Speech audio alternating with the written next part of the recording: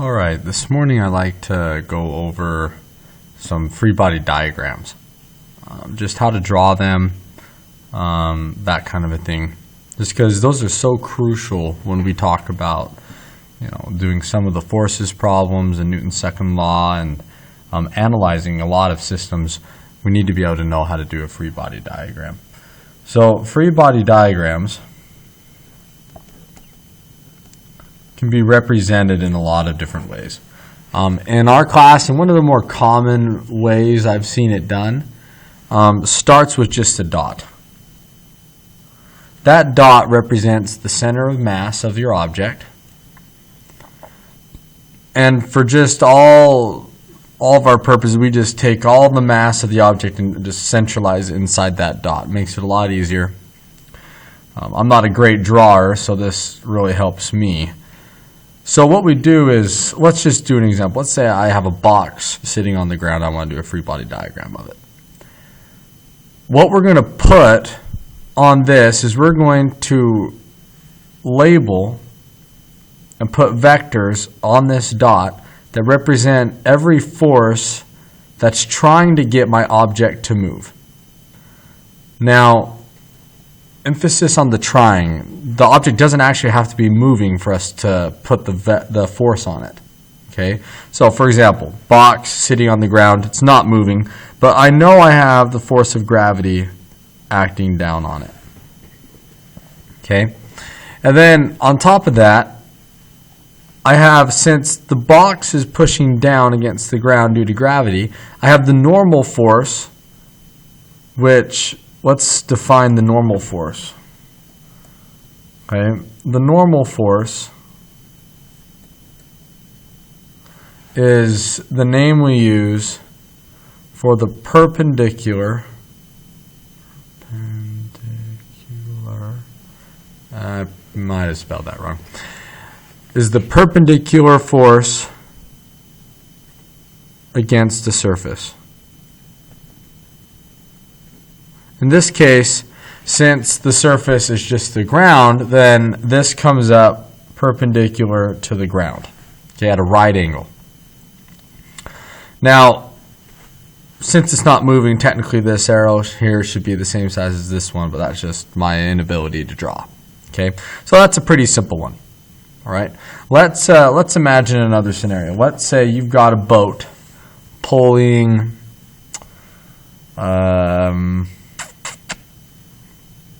well, I'll just say it's like a tube, okay? And a lot of boats these days have the rope attached to the tower on the boat. So we're just going to draw that scenario, okay? So here's my tube.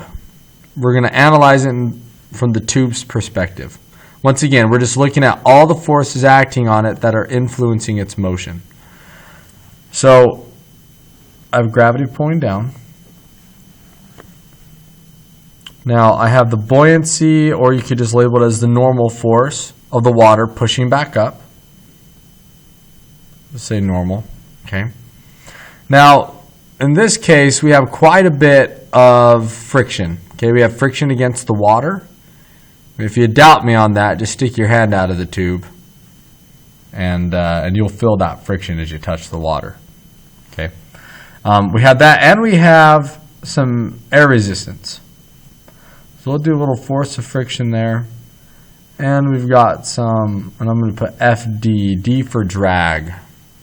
Okay, I have both those acting on it. The main force, though, is we have some tension force in the rope. Now I've drawn this at a slight angle because it comes off the water at an angle, the rope does, because it's going up to the tower.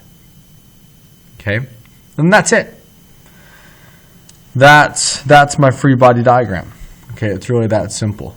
Now in class, I have you first label off to the side, or at least make a list of all of the things acting on it so that you don't forget them. So on this next one, let's do something like that.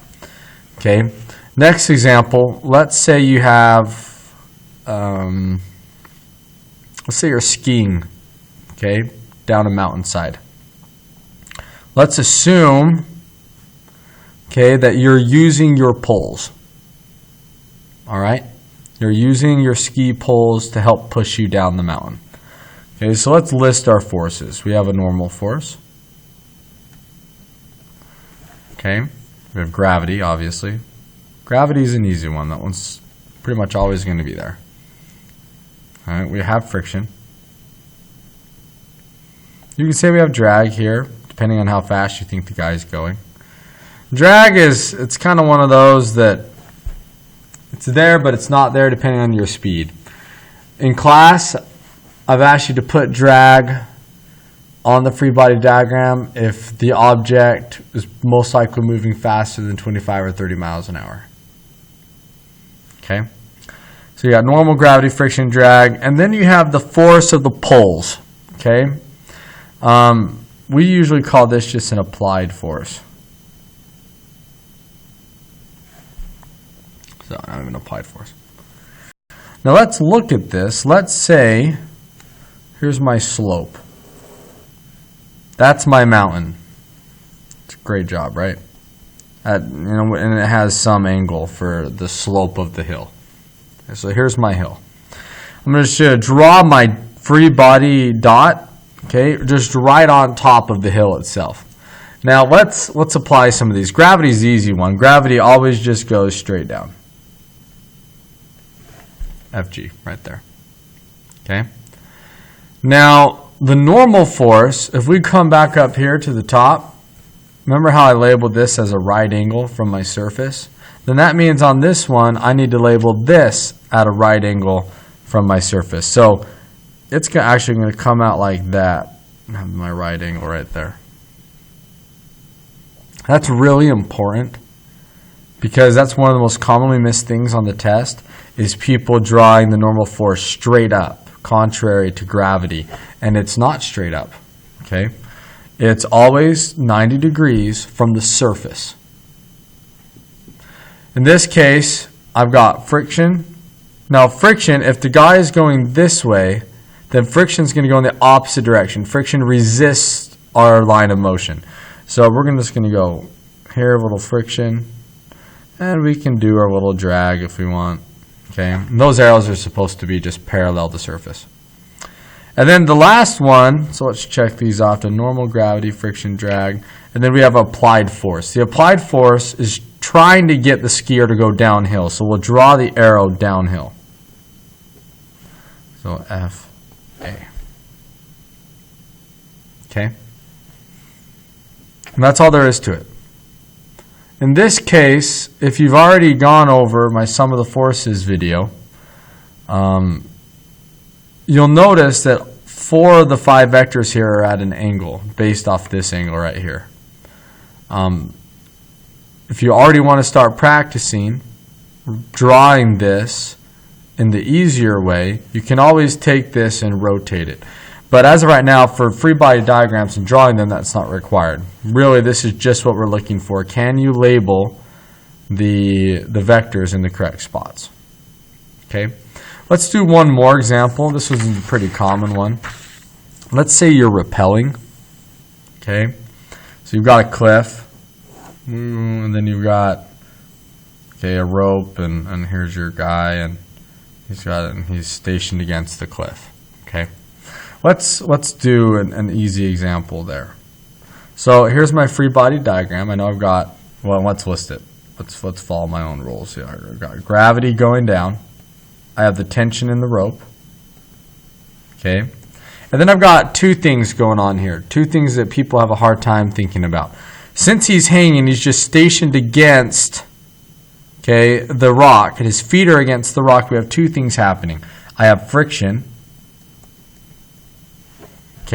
with his feet. In other words, his feet aren't slipping off the rock. So friction exists. Also, since he's pressing against the rock, there is a normal force with the rock. Okay? So if I draw gravity going down, that one's easy. Tension's going up along the line of the rope. And then friction, notice gravity's wanting me to go down. Okay? And if the rope I would fall down. And as I'd fall, the friction would continue going in the same direction it was going before. So my friction's actually going to go up along the line of tension. Just a little bit, though, because the object's just standing there. And then we have our normal force. Okay, the normal force is just keeping them from going into the wall. Literally going in, as in like going into the rock face itself. It's pushing them out, so the normal force is going to push them in the opposite direction. Okay, so that's a problem that people sometimes have an issue with. Okay. Anyways, I hope that makes sense. If you have any questions about free body diagrams, please feel free to email me or come in before or after school. Love to go over some examples with you on the board if these aren't helping you. This should help you get through the majority of the problems on the homework. Okay. One last thing, when we talk about normal forces, the normal forces only exist if you're touching a surface. So if you have an object that's just falling through the air or anything like that, the normal force doesn't exist because there's no surface for the normal force to act from. Okay? So keep that in mind as you're doing your homework. Some of them have surfaces the object's touching, sometimes it doesn't. So you just need to be conscious of that.